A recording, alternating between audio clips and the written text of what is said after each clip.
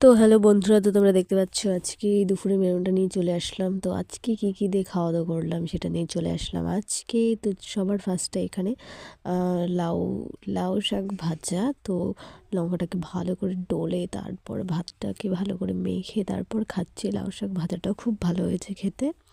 তারপর এখানে নিয়ে নিলাম মাছের তেল, মানে অনেক পেঁয়াজ আরও আলু আরও কী দিয়ে মানে বানিয়েছে, খুব ভালো লাগলো খেতে। তো খেয়ে দেখি ঝাল হয়নি অতটাও।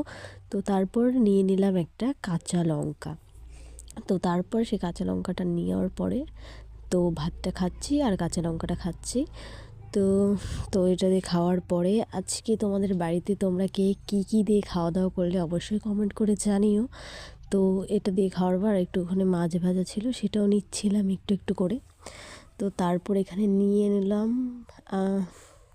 পালং শাক দিয়ে, তারপর ফুলকপির ডাঁটা আলু দিয়ে একটা মানে তরকারি মাখা মাখা করে, খুব ভালো লাগলো এটাও খেতে। তো আমার ভিডিও যদি তোমাদের ভালো লাগে তাহলে লাইক কমেন্ট শেয়ার সাবস্ক্রাইব করে পাশে থেকো। আর তো সেটা দিয়ে এখন এটা দিয়ে খাওয়ার পরে এখানে নিয়ে নিলাম মাছের ঝোল। তো পাবদা মাছটা যেহেতু ভাজা খেয়েছি তাই বেশি বড় নিইনি, ছোটো দেখেই নিয়েছি। অতটা ভালো লাগে না পাবদা মাছ, তো সেই জন্যই। তারপর ঝোল দিয়ে আলু দিয়ে ভালো করে মেখে তারপর খাচ্ছি। Thank you.